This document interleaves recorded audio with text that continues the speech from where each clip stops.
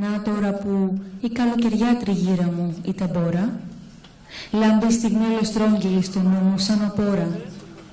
Βρέχει από τα βάθη του ουρανού και μέσα μου ο καρπός.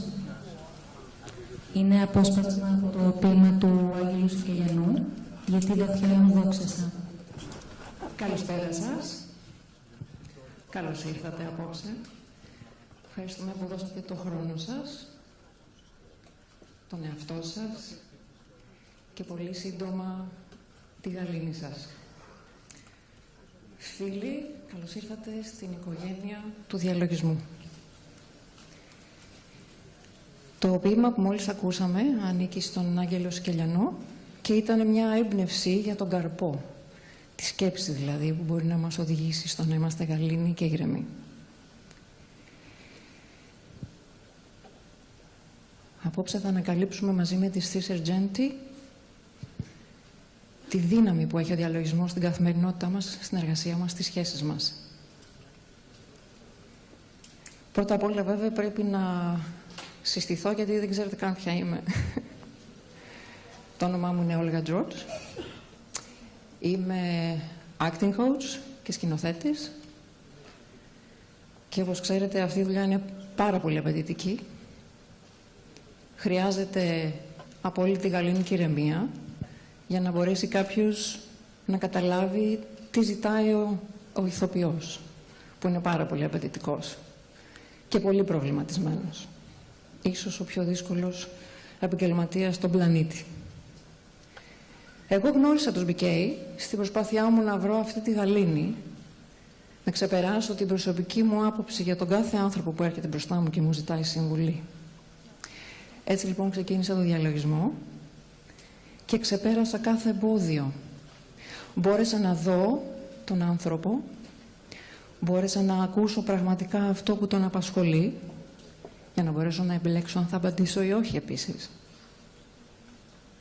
Ο διαλογισμός λοιπόν είναι ένα πάρα πολύ σημαντικό εργαλείο που μας βοηθάει να τοποθετούμαστε απέναντι στις καταστάσεις και στους ανθρώπους, όταν πρέπει και αν πρέπει.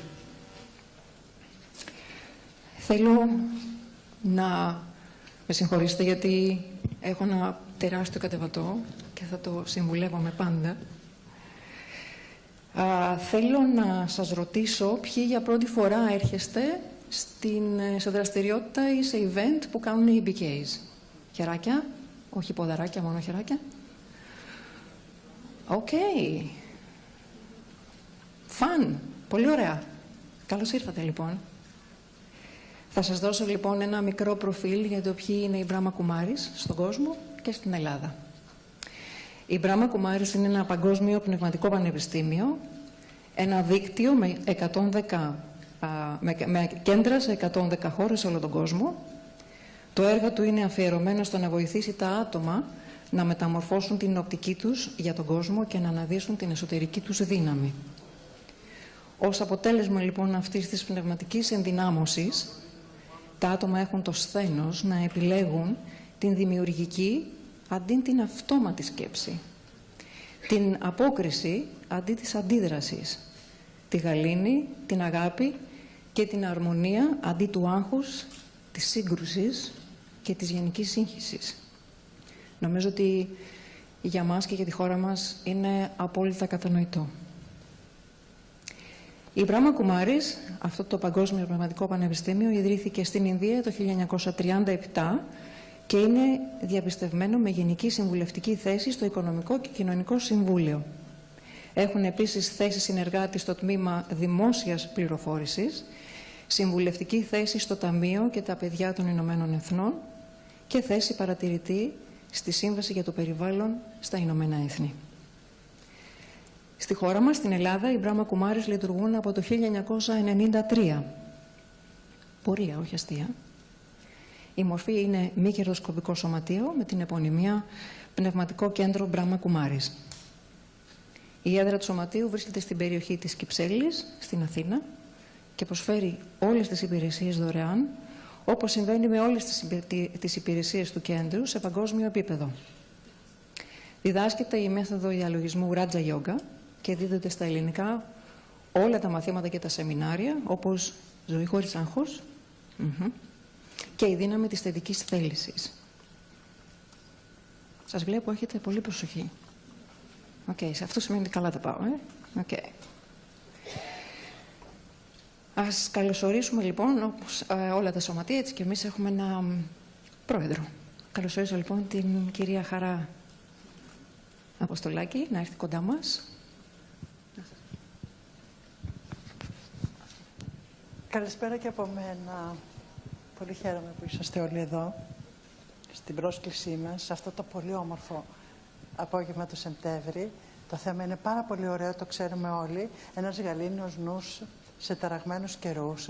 Η Sister Jayanti που θα μας μιλήσει είναι εκπληκτική. Κάνει θέματα πάνω σε διαλογισμό, σε οικολογικά θέματα, σε πολιτιστικά θέματα, σε κοινωνικά θέματα. Είναι παντού και γυρίζει όλο τον πλανήτη. Η Sister Jayanti θα μας μιλήσει απόψε για το νου μας. Θέλω να κάνω μία ερώτηση καθώς σας κοιτάω. Ναι, σε βλέπω ότι θες να με ρωτήσεις. Πόσα χρόνια κάνετε διαλογισμό εσείς? Πάνω από 30. Έτσι εξηγείται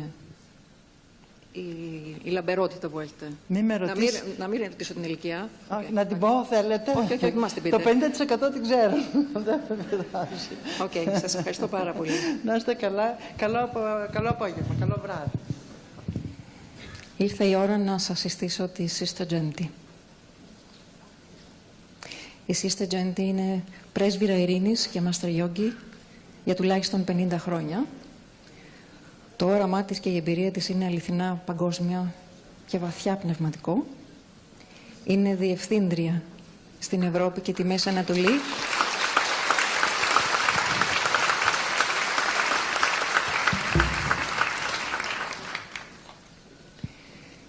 Είναι λοιπόν Διευθύντρια της Ευρώπης και για την Μέση Ανατολή της μη κυβερνητικής οργάνωσης Brahma Kumaris και εκπροσωπεί την οργάνωση στον ΟΗΕ στη Γενεύη. Έχει επισκεπτεί πάνω από 120 χώρες, διακηρύσσοντας την αξία του διαλογισμού και της πνευματικότητας.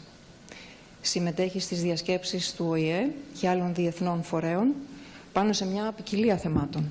Η Sister Jayanti βλέπει ότι η διάβρωση των πνευματικών αξιών είναι η κύρια αιτία της κρίσης σε όλα τα επίπεδα που αντιμετωπίζει ο κόσμος σήμερα και έχει δώσει ομιλίες πάνω σε όλα τα θέματα που απασχολούν τον άνθρωπο και τις σχέσεις.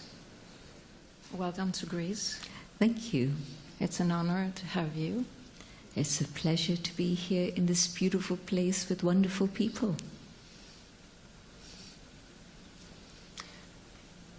Shall we start the journey of meditation and visualization and relaxation, all the steps we need to learn? Sure.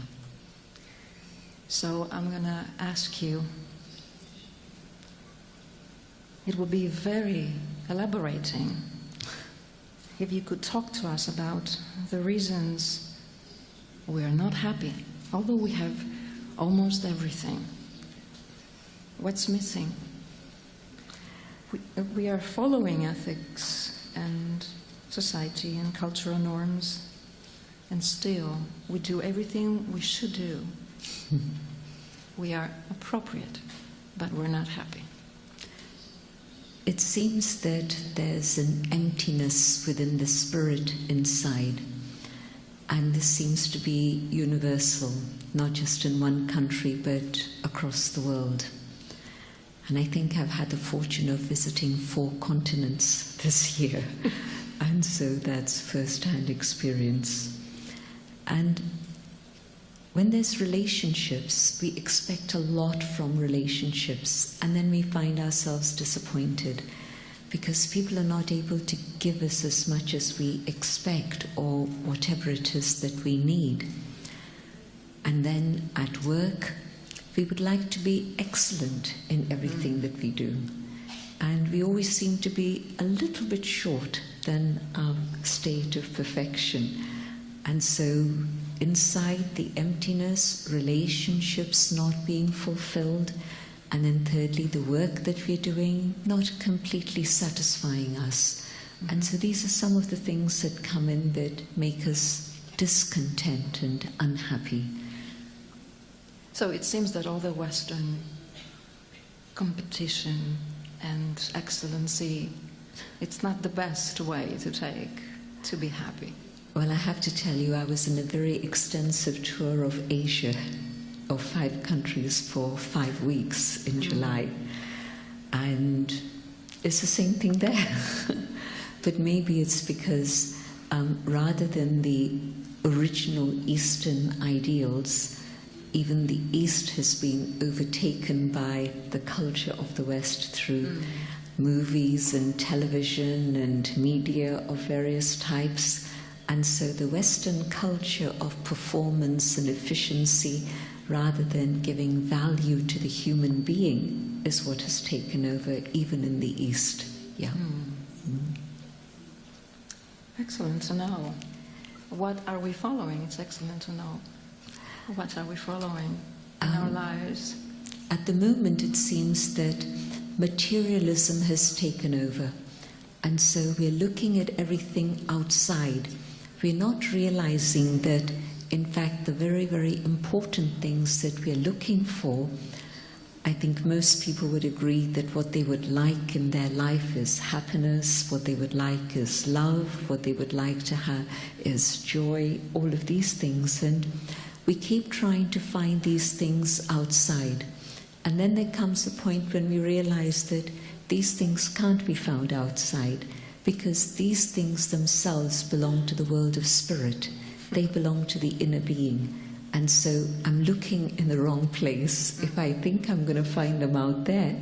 Maybe when I go shopping, or maybe when I'm successful, or maybe when I have promotion at work.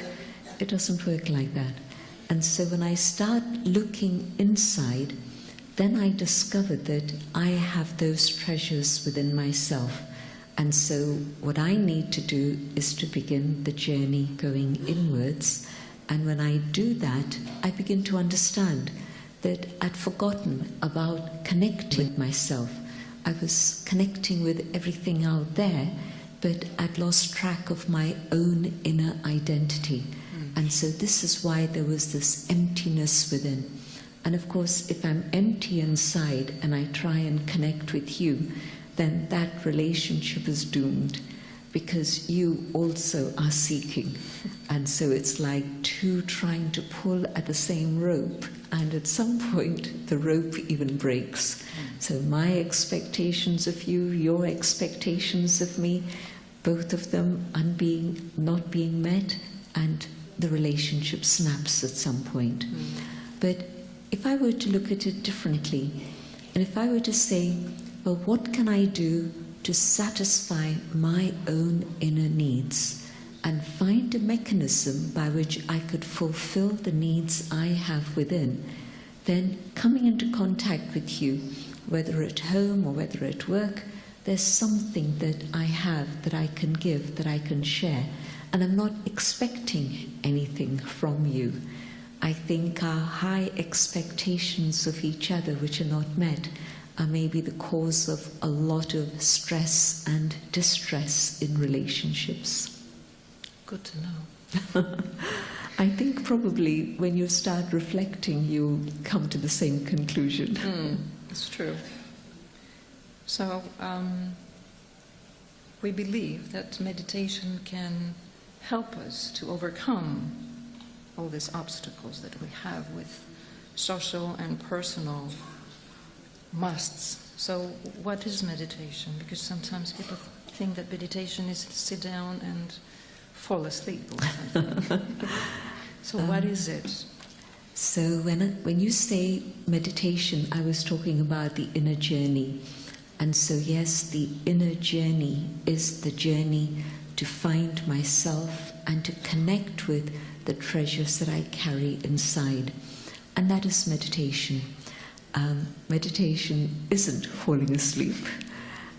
But yes, I think many people do fall asleep because they don't know what to do in meditation.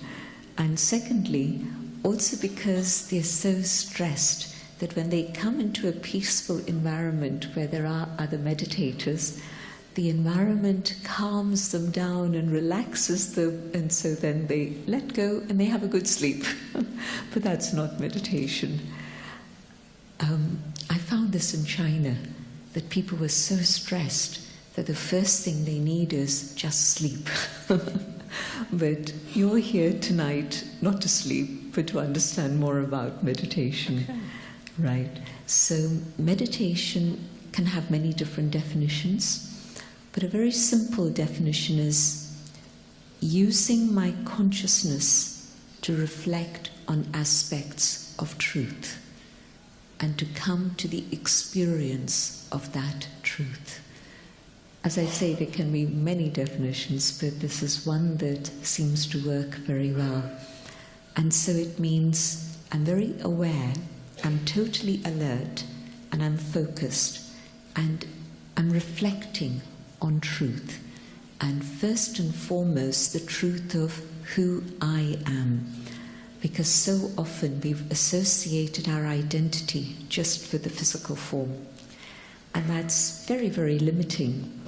I remember in my teenage years, this is in the 70s, in the 60s. That was a long time ago. And maybe some of you were around, but most of you weren't. And in the 60s, there were so many restrictions being put on girls and women. Girls can do this, girls cannot do this, women should do this, women should not do this. And I found myself getting more and more irritated by this. Mm-hmm. And so the whole thing about even me as an individual simply being defined by gender was something I was highly uncomfortable with. And then there was another thing I was facing, but thankfully that came after meditation. And that was in 1971, and I was growing up in London through the 50s and 60s and 70s. So in 1971, there was this huge influx of people of a different color from Kenya and Uganda, and essentially Uganda, but also all the other countries around, into London, England. And people started reacting to color. Mm-hmm. Prior to that, I'd never ever experienced it. But when your country suddenly is overrun by a large number of people who look different, speak different, everything different, then there's a lot of fear that comes up. Mm-hmm. And so I then came across the whole thing of racism, and I realized there has to be an identity that I can feel comfortable with that is beyond all these external factors. The factor of race, of gender, of age, all of these things. And I was very lucky that I came across meditation, and I was discovering that when I meditate and I go inside and connect with the inner being that I truly am, then in that awareness, my consciousness has gone beyond all these limits of identity. And also the way I relate to others is the same. That I don't put them in boxes and say, you are this, you are this, you are this, but I'm able to connect with the being, the human. Excellent, to overcome criticism and racism in that way. For me, it was a very easy, natural way. Again, another story. I remember being in South Africa. This was in '82. And I had to change my passport to go to South Africa because it was the days of apartheid. And until then, I was very attached to my Indian passport, and I didn't want to let go. But in '82, I changed my passport for a British passport to enter South Africa because the Indian government would not allow Indians to go there because of apartheid. And I just finished a period of chickenpox. And so I was still carrying the marks of chickenpox on my face. And I'm thinking to myself, I'm going to this country that judges everyone by appearance and skin. And yes, my passport will give me entry, but I wonder how people will react to me.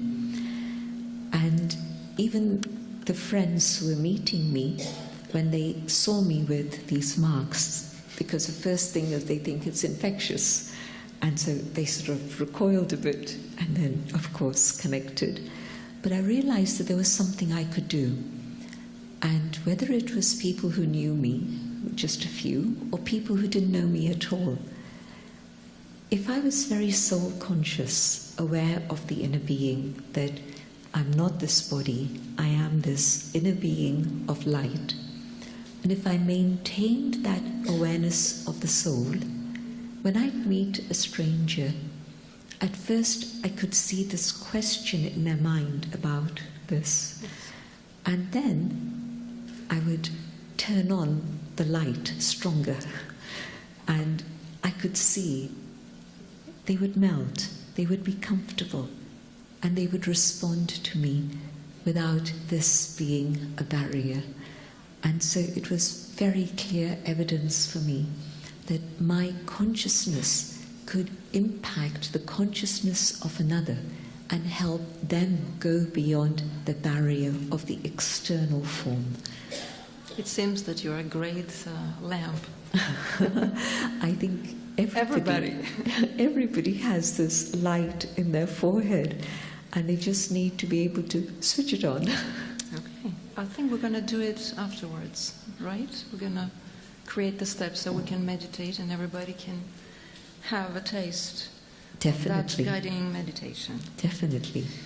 So in meditation we find silence, the dot, as we said. Mm-hmm. These seems to be the same thing. But is there any connection between the two of them?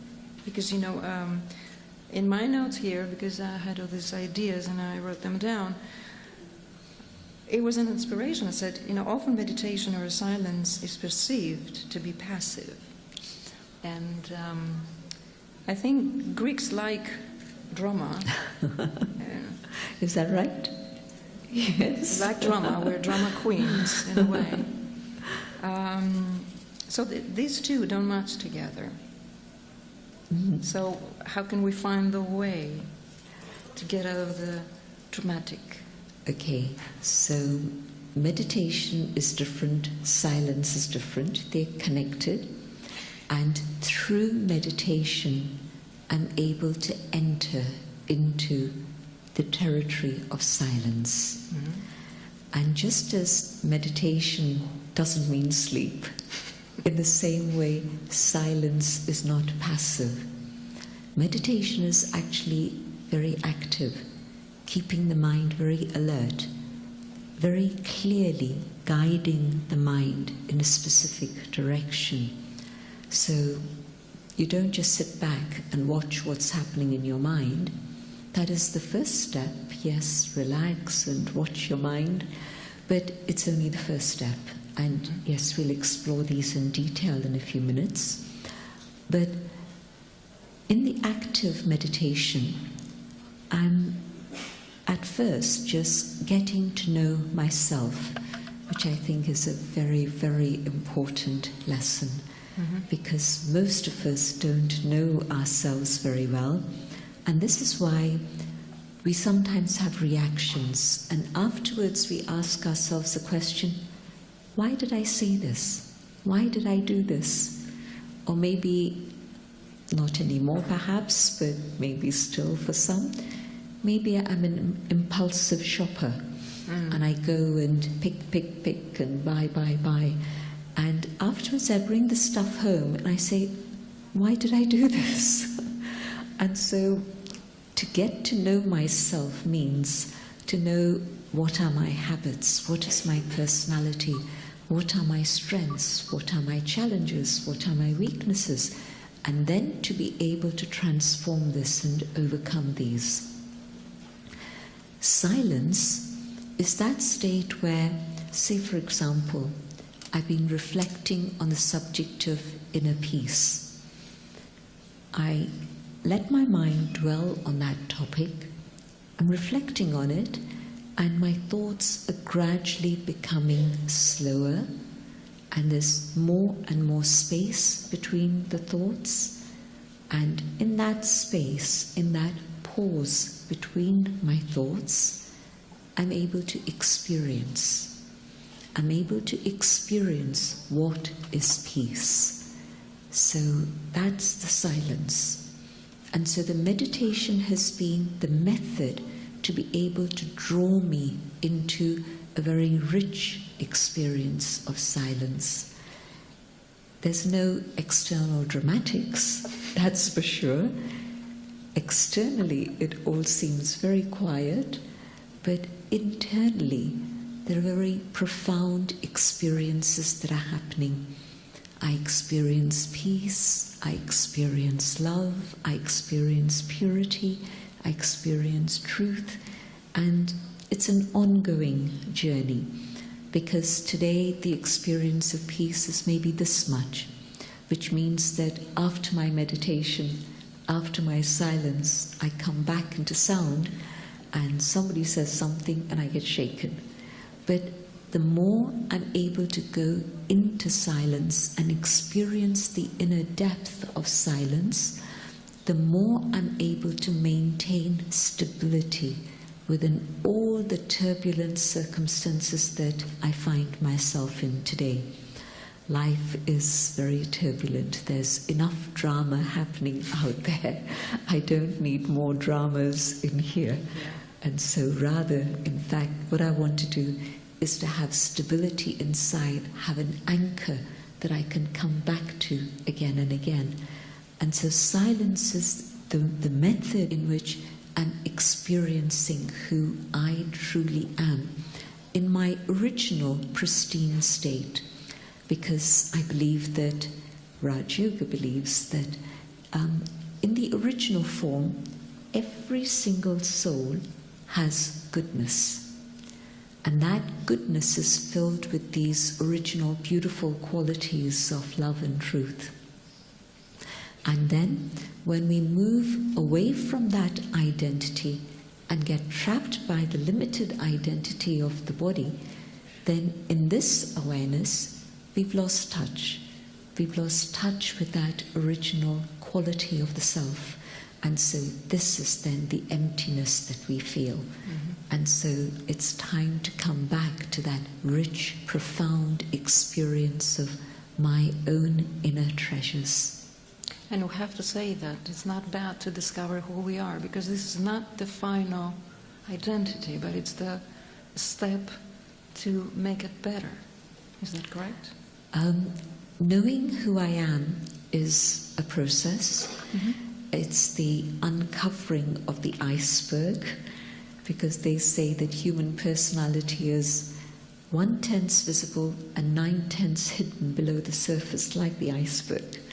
So I gradually understand more and more of who I am, and what I want to do is to come back to that original, pristine, pure state of being, which is my original state, which is of my highest potential, my own state of inner perfection.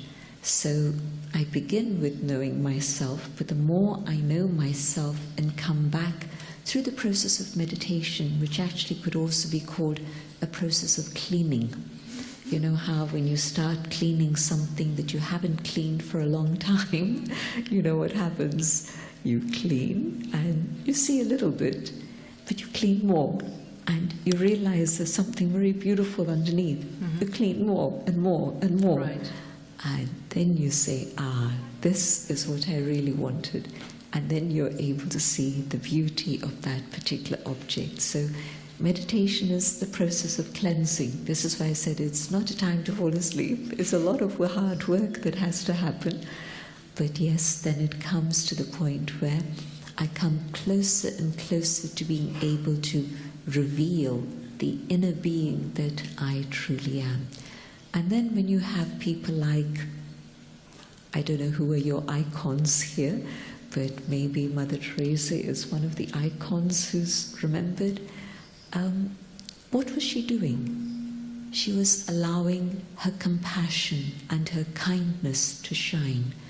And so it was there within, and she nurtured it, and enhanced it, and it grew and grew and grew until it became a magnet that attracted everybody and drew everybody's attention. But that same potential exists in every single one of us. We have those qualities within, and what we have to do is to allow them to emerge and be expressed in our life and in our actions until we're expressing them completely, fully. So practically everybody can meditate, is that correct? Everybody should meditate. Meditate. Because I think that in today's world of chaos, if I don't meditate, it's very difficult to survive and thrive. And so I would recommend meditation. I started to meditate with my mother when I was 8 years old. And I've seen children 4 years, 5 years age, learning to relax and just tell them a story about the shining star, and they'll believe you, and they'll start feeling that, and they'll practice it. So I think that right from a very early age to the end of our days, meditation is crucial. Right. Can we say which are the benefits of meditation? How quickly can one feel unchanged by doing meditation? My first experience of meditation, as a child, of course, the influence of my mother and other teachers, this was in India, and then a few months later we migrated to London, and then my mother would continue to meditate with me. But I had a period when I wasn't interested. And my mother was very sensible. She said, fine, okay. And then I came back to it again when I was 18 and I was aware. And the first experience I had in meditation was of being light. Not just translucent and radiant light, but also a feeling of being weightless. I remember after my first lesson going back home, just with this awareness of the soul. And I must have flown. I don't remember walking back home. I just remember flying back home. And it was such a sense of lightness and joy.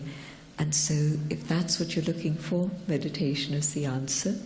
But in very practical terms, most of us have a lot of trouble with our minds, and we don't realize it. But when we worry, we become anxious, we become afraid, we feel stressed. All of these are deeply connected with my thoughts, my feelings, my attitude. And meditation is the way in which I can start understanding how to use my mind in a more effective way. In India they say your mind is your best friend, but also your enemy. Exactly. So I have to teach my mind to be my friend. I have to talk to it very sweetly so that my mind begins to cooperate with me. And when my mind is cooperating with me, worries and anxiety dissolve, and stress becomes a thing of the past, because I know how to change my understanding of a situation. I know how to deal with what was causing me stress. Because, at school, when I was 11, 12 years old, they made us do experiments with a metal wire, putting weights. Mm-hmm. And the stress was the tension experienced by metal. It was never a question of the human mind. When stress was applied to the mind was only after the Second World War, not before that. And so the world has become very fast, the demands have become very extreme since that time. And so most people in some form or another experience stress. And the problem is that when my mind is stressed, there are very physical ramifications of this. And the body doesn't behave in the way that it should. It starts behaving in an abnormal way. And so to get back to a state of homeostasis in which my body feels comfortable, I need to learn to meditate. So for good health, for inner well-being, to be able to develop positive feelings within myself, to be able to have effective decision-making, to be able to learn to cooperate with others more and more instead of the pyramid structure. We are talking about teams. Well, to work in a team, there's a lot of give and take involved, a lot of dealing with ego that's involved. And all of that happens in a very natural way through meditation. I learn how to give and take, how to cooperate with others. I learn to see goodness, everything, every time, everywhere. I think it's a good practice because every time we criticize ourselves, others, and from the way home to work, we are devastated. We are already angry with no reason because we have that tape. I read a very interesting little story the other day, and it was a teacher who made a mistake in the first line that she wrote. The next 9 lines were accurate, and she asked the students, would you like to comment on what's written? And 9 of the students said, but ma'am, this first sentence is wrong. Another one said, but this is wrong. Another one said, this is wrong. And she said, okay, thank you for making me aware. Then she told them, I knew what I was doing. And the first sentence was wrong, but the other 9 sentences were correct. Nobody commented on the 9 that were correct. Everybody commented on the one that was wrong. Yeah. And so we have that habit. It's a little bit, as you say, that this is our tendency. One thing is wrong, and that'll get commented on. 10 things are right, 9 things are right, and we don't comment on that. Somebody's working so hard, but they forget one thing. We don't thank them for all the hard work that they've done. We comment on the one thing that they forgot. Yes. So human nature has become this.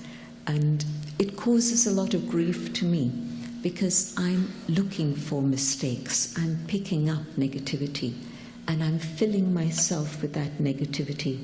So never mind the sorrow I give to another by saying, you forgot, but I'm causing sorrow to myself because I've filled myself with negativity. And so meditation changes that. I start looking for the good.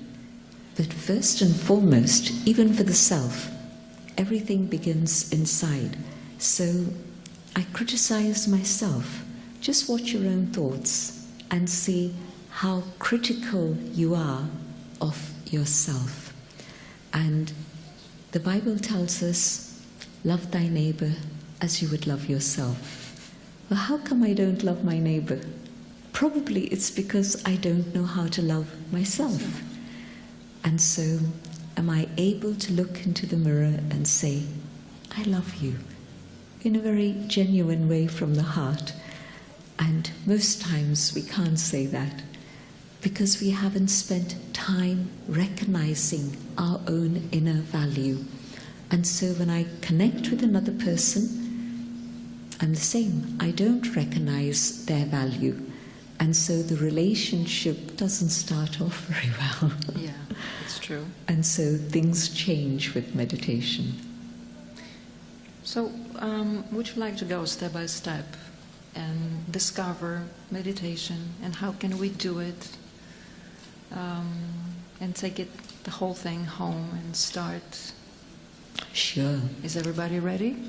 And it's very easy. Okay. Some of you I know are meditators, but even those who I know many are in contact for the first time, just remember 4 simple steps. 1, relax. Secondly, concentrate. Thirdly, visualize. And fourthly, you're meditating. Okay, so we said it one by one? Okay. Okay. So firstly, the relaxation. And relaxing the body, we find different methods to be able to do that, whether it's by deep breathing, or whether by playing music, or dancing, or exercising, different ways. But there isn't such an easy way to find for relaxing the mind. But the way to relax the mind is by letting go. The things that I've been thinking about in terms of my ordinary existence of eating, drinking, living, sleeping, working, well, let me set those aside for just a few moments and let me start creating very beautiful thoughts inside. And so I'm turning the direction of my thinking inwards in a direction of beauty and truth. First step, relax. Should we do that practice for a moment? What I'd like to do is to share with you the 4 steps. Okay. And then move Do the whole. into Okay. each step as we go along. Is that okay? Sure. So that's the first step. The second step would be concentration. Most times our minds are scattered, and they say that the mind works on 18 different channels. I'm hearing, I'm seeing, I'm watching, I'm thinking, I'm calculating, analyzing. All of these things are going on. But now I want all my thoughts and my energy to come together and be able to focus and concentrate. And it's possible. The third step is visualize. Let me visualize the being that I am, and let me visualize those qualities which are the pure qualities that I carry within myself. And then I'll be meditating. My thoughts will be moving in the direction of knowing who I am and connecting with the being that I am. So shall we go on a journey? Okay. I'm sure you're sitting comfortably, but what I would suggest now is you put both feet on the ground so that the body is properly balanced. And if you're holding things, put them down on the floor for just a little while. Nobody will take them, promise. They'll still be there after 3 minutes. I'm going to speak out my own thoughts, and it's an invitation for you to follow these ideas and see what happens. Sitting quietly, I can feel the body relaxing, but I also want the mind to relax, to let go. I decide not to let my mind think about the world out there, but to now go on an inner journey. Now I focus, I concentrate. My intention is to discover my own identity. I go deeper and deeper inside.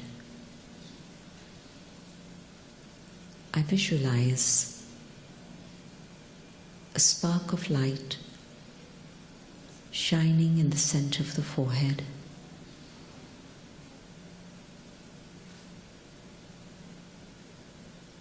I realize this is the being that I am. I am a being of light.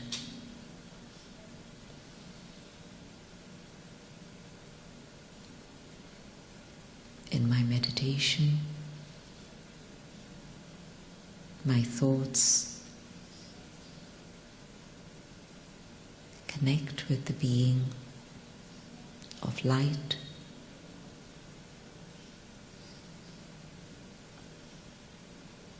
I can feel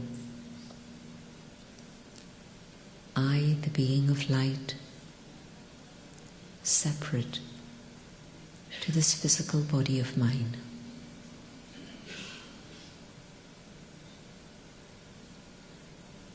I realize I have entered a sacred space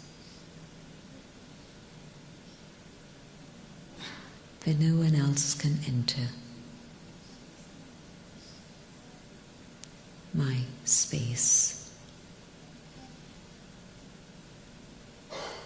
And in this space, as I go deeper and deeper within myself, I discover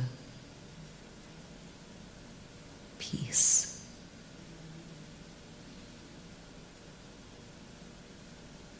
Peace is within me. Peace is natural. Peace is who I am. Om, I am. Shanti, peace. Peace is my natural state of being.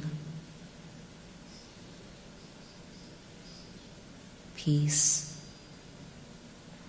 is the power that I carry within myself.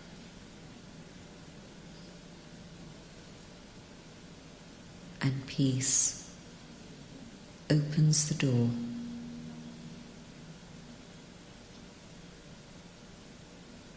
to purity,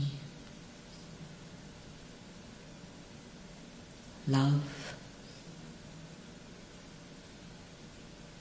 truth, and joy.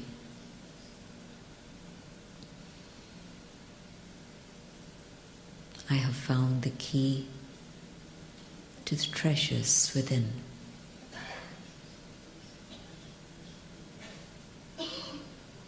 At any moment that I choose, I can travel inwards and access the treasure store of these qualities.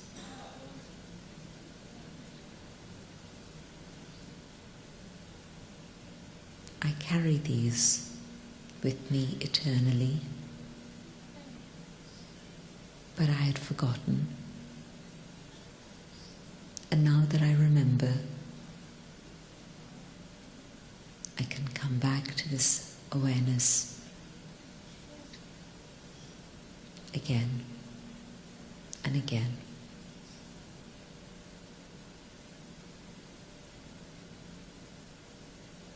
Holding this awareness of peace and all the other treasures.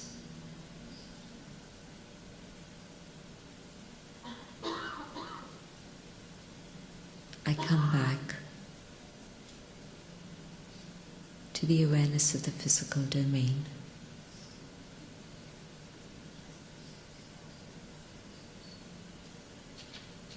But now, I want to keep this experience of peace with me, even as I come back into the physical world.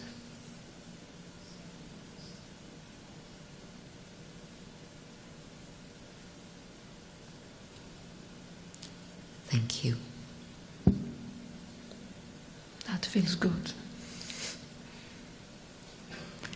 And as you see, it takes just a few minutes to go inside and connect and access those treasures, and it's available freely to everyone. Sister Jayanti, we need energy to change our inner power, to face situations in our everyday life where we can get this power.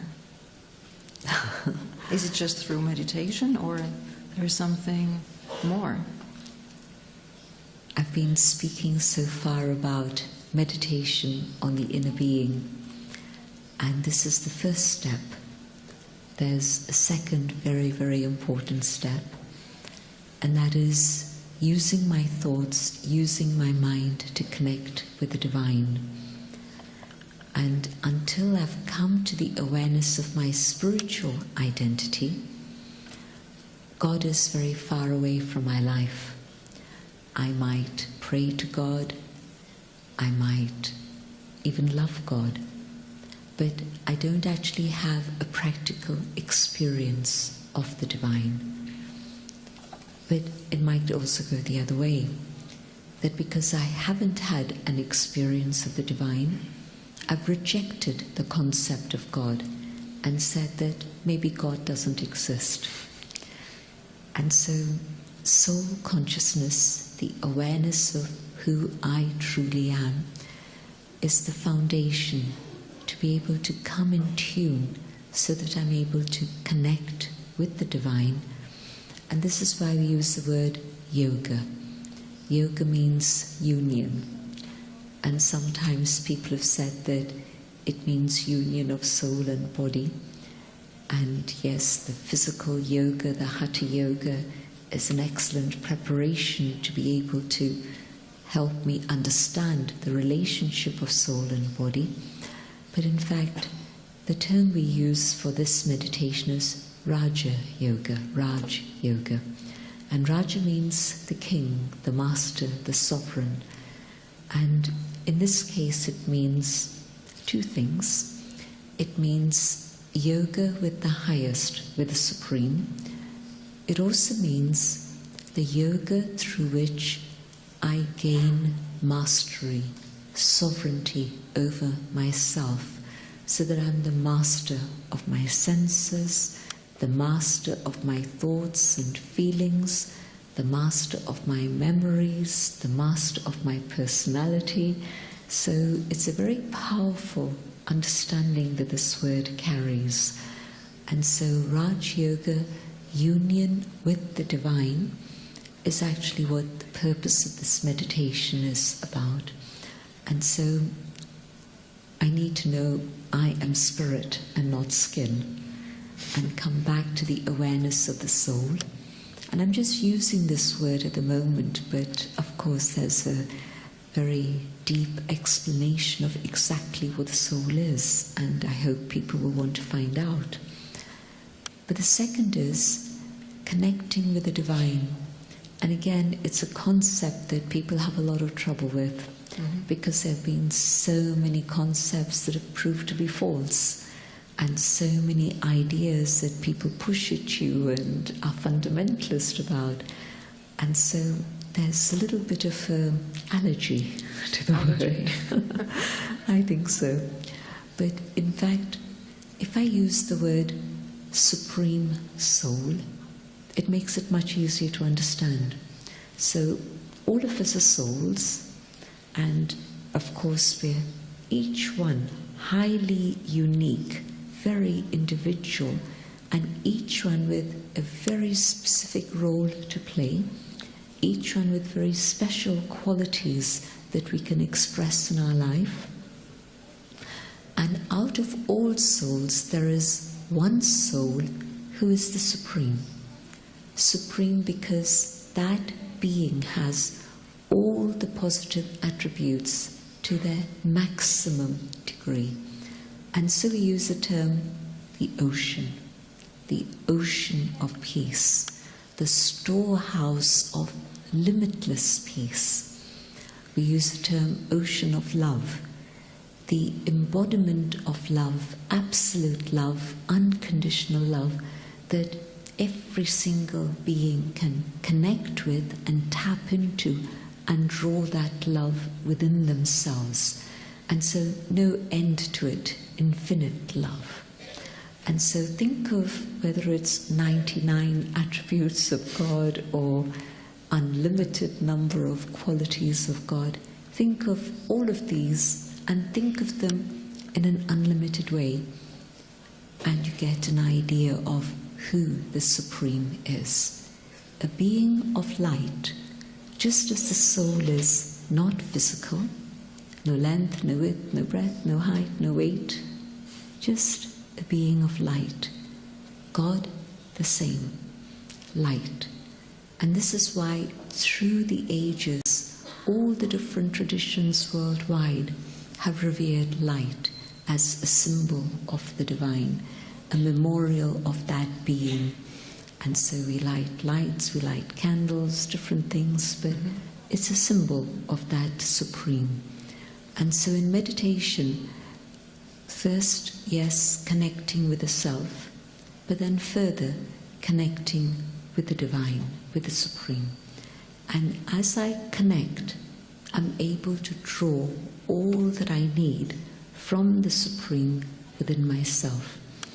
And so, say for example, if I'm feeling peaceless, one is to try and come back to the awareness of Om Shanti and use that understanding to become peaceful. But the other is coming to that awareness of peace, I connect with the ocean, and the peace that reaches me is not only for me, but the peace is then vast. It extends out into this room, it extends out into the world, and the power of peace is able to reach many, many others, which is why the silence isn't a passive silence, it's a silence that's incredibly powerful, that can bring about transformation. You can be in a room in which there's chaos, and if one person decides to stay calm and peaceful, and they invoke that connection with the Almighty, they're able to make the whole room become peaceful too. Do you remember some years ago there was an earthquake in Greece? And a person who was working in a publishing office here in Athens, on the outskirts of Athens, that was very near the epicenter of the earthquake, she shared an experience afterwards, and those of you who know the people at the center will remember her. Her name is Sue. And Sue was working in this publishing office, and she was sitting at her desk, and when the earthquake started, people were panicking. And she didn't say anything, she just sat at her desk and stayed cool. People around her sat down, became calm, stayed cool, and then, when the tremors were over, some seconds, they then quietly left that top floor to go down. Can you imagine if, as the staircase was shaking, in a panic they would stampede and they would run? Never mind the earthquake, but their own fear would have created many accidents and falls, and there would have been many injuries. But one person in that office stayed calm, brought down that power of peace. Everybody in the office became peaceful. So we get practical experiences of how, when we connect with the divine, the power that comes is not just power for my benefit, and it's not a power which is a negative force, but it's the power of love, it's the power of peace, it's the power of joy, and we're able to share that with many others around us too. And it's this power that brings about transformation in my own habits and allows me to move forward to a point where truly I become the best that I can be. I'm able to express the highest of my potential within my life. Well, since you mentioned the others, let's go to relationship. I mean, if we have peace inside, and the rest of our people are in a, how can I describe it? I don't know. Like, for instance, my mom is in the crowd, so Mom, don't show who you are. If I'm not going to call her for a week, she's going to think that something is going on with me. Or if I am in my classroom teaching, and I just have a silence just to listen to my piece, my students feel that, what's wrong with her? Where is she? Mm-hmm. So how meditation can help us in our relationship with everybody, mm-hmm. work, family?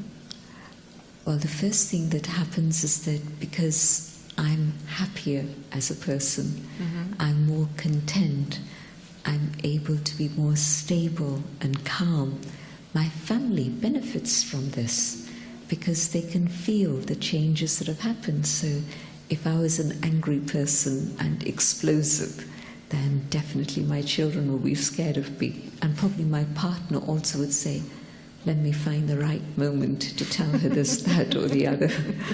But if I meditate and I change and they see that I'm calm and stable, their fear of me will go away. They will be able to behave in a very natural way towards me. It'll create a happiness within the family, within the environment in which everybody is becoming lighter and more comfortable, and it's just a more joyful family.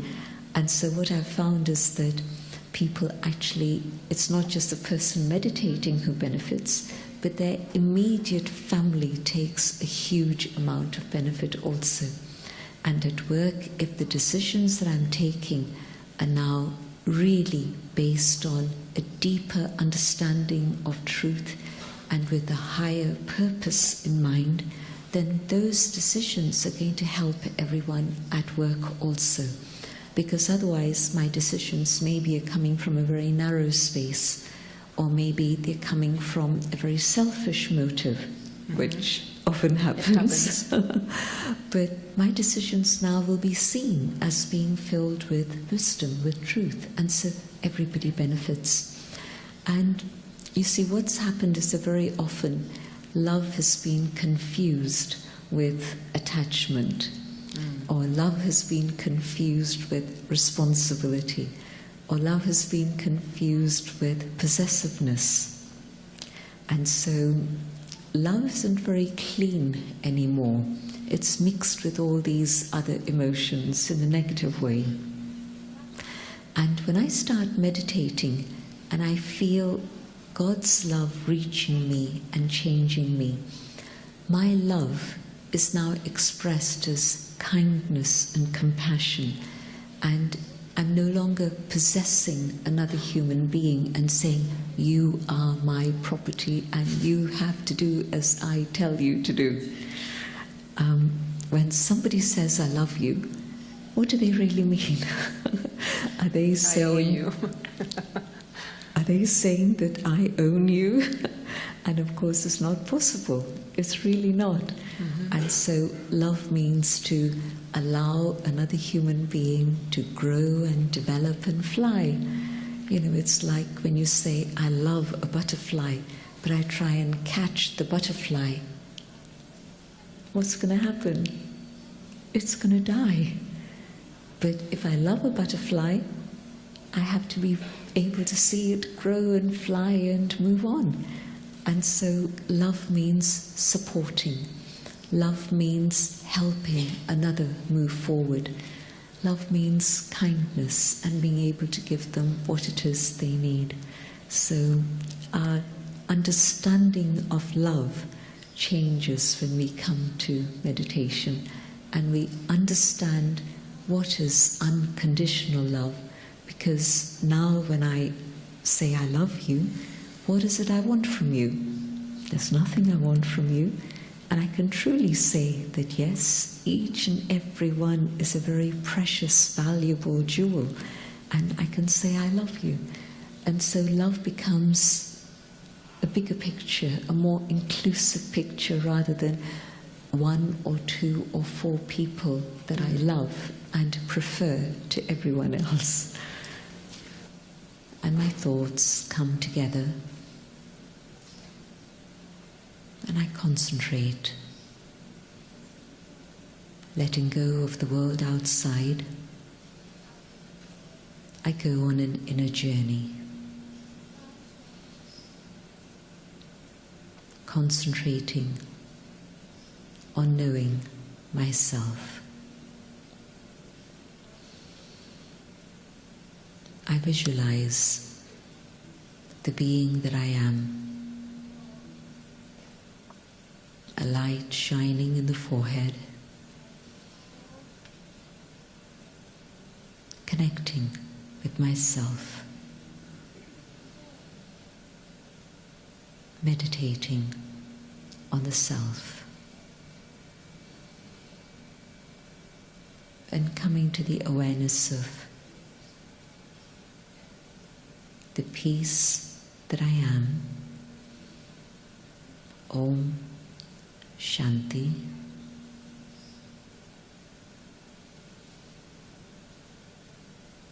And in this awareness of the eternal being, the soul,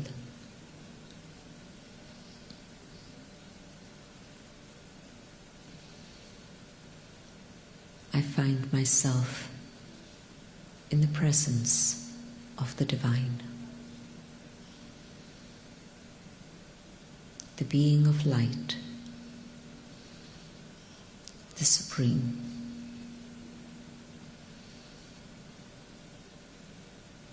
And in the presence of the divine, I find myself in the ocean of love. And the waves of love from the source of love, the supreme, reach the soul.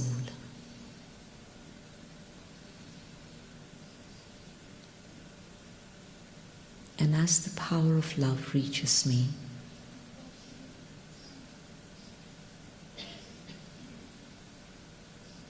I realize that this pure love is healing the soul. This pure love is washing away the sorrow that I carry and is healing the wounds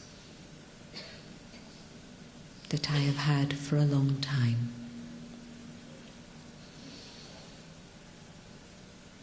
The power of God's love heals.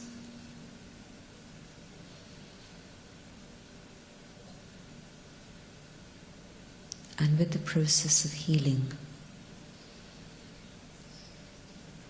and letting go of the sorrow,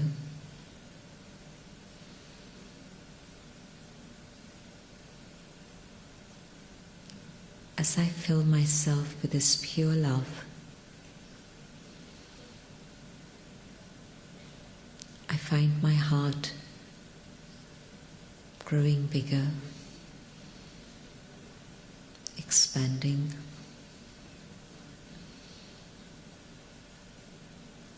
so that the power of love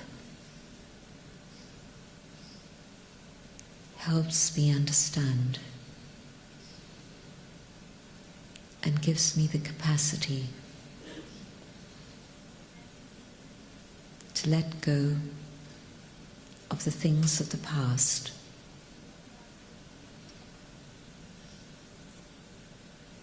I let go and I forgive. And in the forgiving, I feel myself released, becoming free.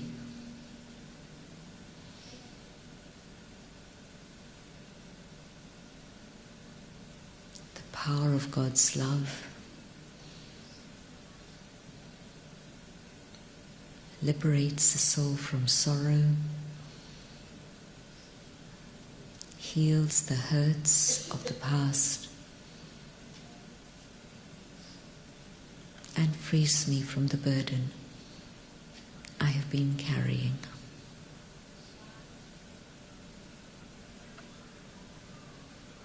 And in this lightness and freedom, I rediscover the beauty and joy of life.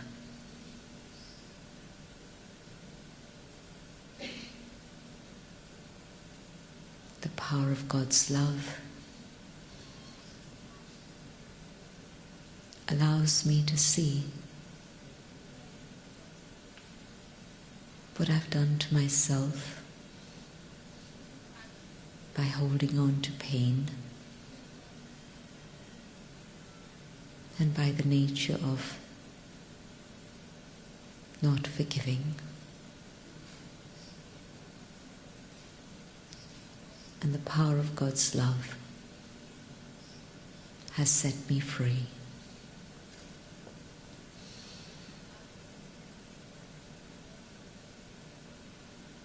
As I fill myself more and more with this pure love,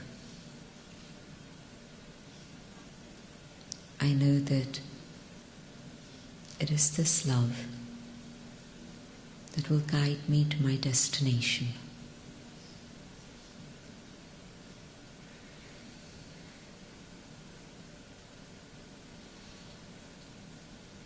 And the power of God's love reaches out into the city,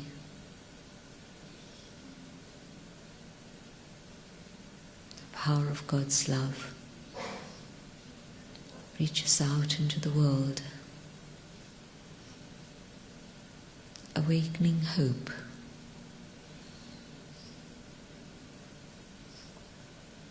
allowing souls to have hope for the future again, reviving them, filling them with new energy and enthusiasm.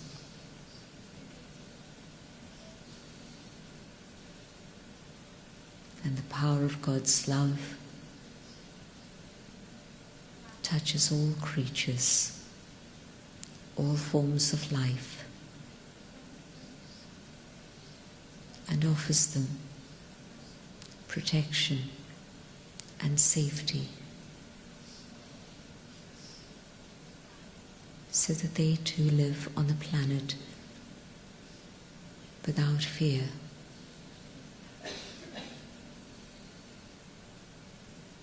And the power of God's love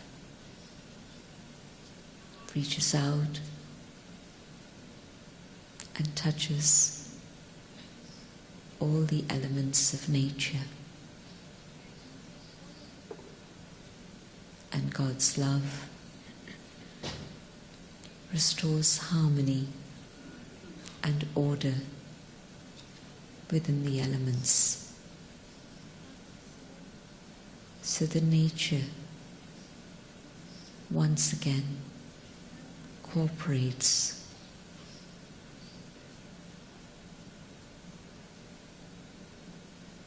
And the power of God's love renews the whole world again, and we move towards a world of light, of peace, of truth, of love.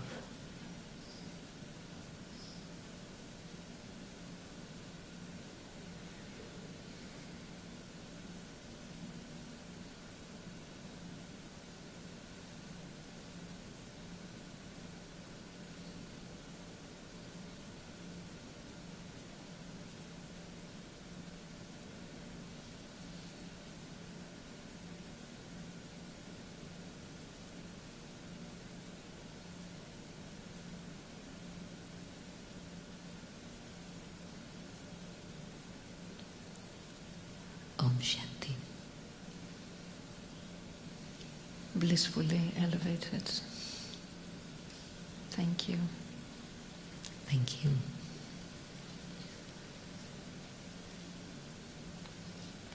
Για να φύγουμε όλοι με ένα πρόγραμμα, ίσως να είναι λίγο σκληρή λέξη πρόγραμμα, με μια ιδέα πώς μπορούμε καθημερινά να κάνουμε διαλογισμό. Η Sister Jayanti μας έδωσε 4 βήματα. Χαλάρωση, οραματισμός,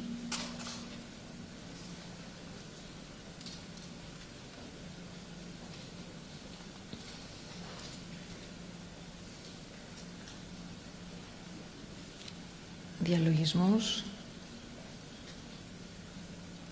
Κάθε μέρα είτε έχει σχέση με τις σχέσεις μας τριγύρω, είτε έχει σχέση με την καθημερινότητα, με τις οικογένειές μας ή την εργασία μας. Θυμάμαι σε ένα μάθημα, είχαμε πει την πληροφορία πόση ώρα χρειάζεται κάποιος για να κάνει διαλογισμό. How much time we need to meditate. Sister Jayanti said, Sister Jayanti είπε, όσο είναι ένα σημείο, just a dot, which means a second, που σημαίνει ένα μόνο δευτερόλεπτο. Πολλές φορές αυτό φαντάζει δύσκολο, αλλά φαίνεται να είναι πιο εύκολο εάν συνδεθούμε με τον εαυτό μας. It seems that it's difficult, but if we concentrate on ourselves, it's going to be easier. Meditation is very natural, just using our mind in a very positive, beautiful way, concentrating on the self, connecting with the divine, receiving all the treasures that I need from the divine.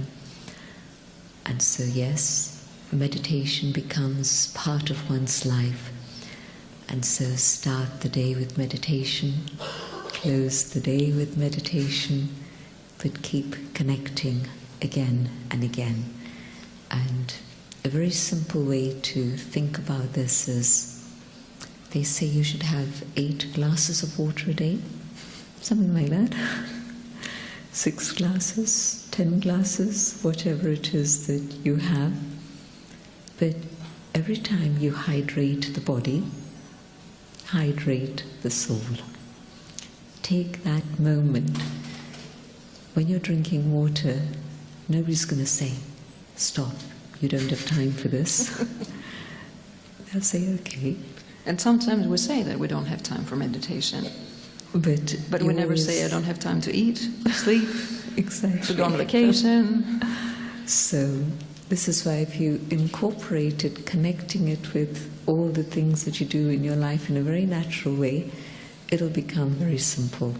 So before you take a sip of water, come back here and go inside. And you'll find that it becomes a very natural thing that you do. Before you speak, again, just be here and then speak. So keep coming back to that awareness until it becomes a natural consciousness that you have of who you really are. Thank you. Θέλω τη βοήθειά σας για να εκδηλώσουμε όλοι μαζί ευχαριστίες για όλους όσους βοήθησαν για να είμαστε εδώ και να μοιραζόμαστε με τη Sister Jayanti όλες αυτές τις υπέροχες πληροφορίες και τα insights. Να ευχαριστήσουμε το Αμερικάνικο Κολλέγιο. Βάλτε όλοι το δεξί χέρι στην καρδιά σας και πέστε όλοι μαζί δυνατά ευχαριστώ. Ευχαριστώ για το Αμερικάνικο Κολλέγιο, ευχαριστώ για όλους τους ανθρώπους που εργαστήκανε στο τεχνικό, στο μεταφραστικό, τις κάμερες, όλους τους εθελοντές που ήταν σήμερα κοντά μας για να μας βοηθήσουν από το νεράκι μέχρι το να καθίσουμε, μέχρι να λειτουργούν τα φώτα, όλα αυτά. Ξαναπέστε παρακαλώ ευχαριστώ. Om Shanti. Επίσης ένα μεγάλο ευχαριστώ για όλους τους χορηγούς σκλαβενίτη για τα νεράκια μας, την κόκοματ, το ανθοπολείο Ολλανδικό, όλα τα social media που είχαμε, την όμορφη ζωή και την εναλλακτική δράση, την εφημερίδα Lifeo και την R3 που η Sister Jayanti έδωσε μια ζωντανή συνέντευξη. Όλοι μαζί.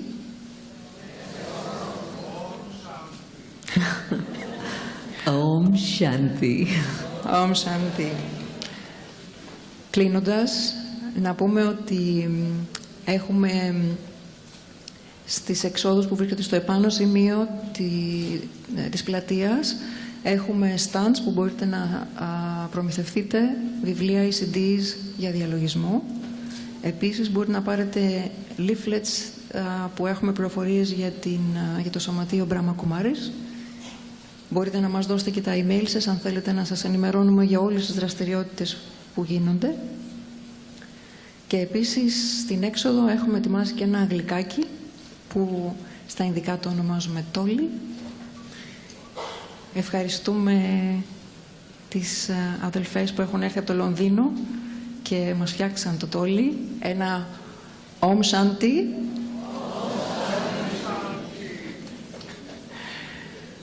Σας ευχαριστούμε όλους.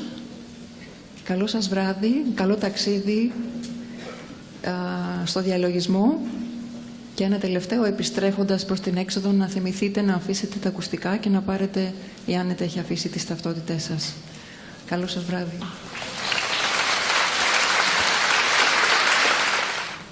Sister Jayanti, would you like to give us some Drishti?